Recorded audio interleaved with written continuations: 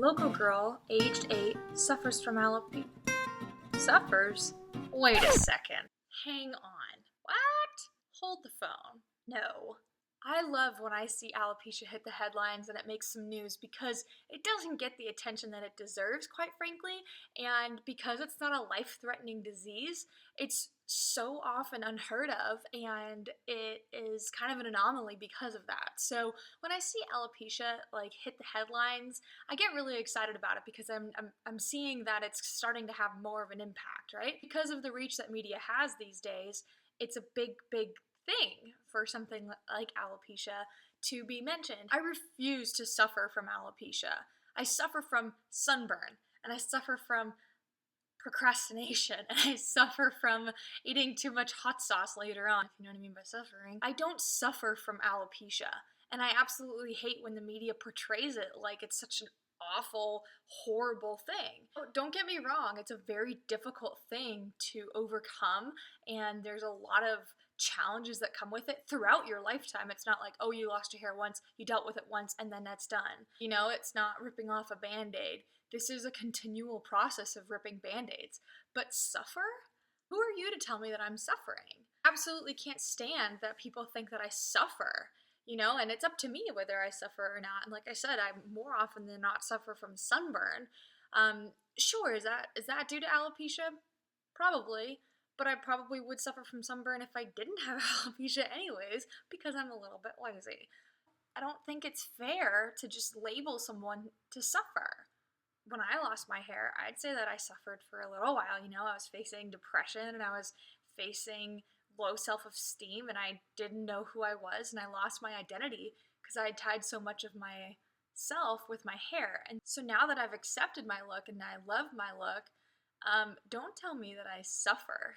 Let's support that. Like, that's a good thing, you know? Local girl makes a difference with her alopecia.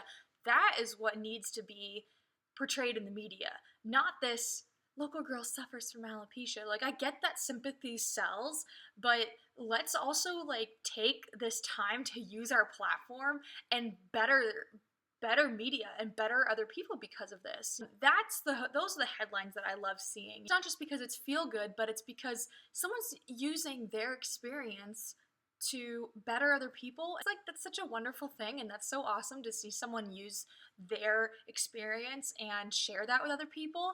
And like I always say whenever I speak, is like, use your difference to make a difference. It changes the world, and it just changes so many other people too. Why do we spend so much time feeling bad for people rather than using our experience and helping them feel better about themselves? Like, that's pretty freaking cool. And that is far more beneficial than a sympathetic story on local girl who loses hair. Let's take that opportunity to celebrate her beauty and allow her to see how beautiful she is rather than feel bad for her and make her feel worse about herself. I feel that if we covered certain stories differently, talked about certain stories differently, or if we were able to kind of support one another with that, it would be such a positive change, just rather than covering something so sad.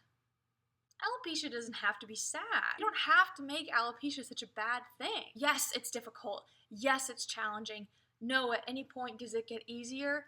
It could, and then it'll get harder. It's never a steady Eddie kind of thing. If you had the support of your community and your family and friends, how much easier could it be? And celebrated your beauty rather than felt bad for what you lost. Feeling bad for what you lost only emphasizes the importance of hair.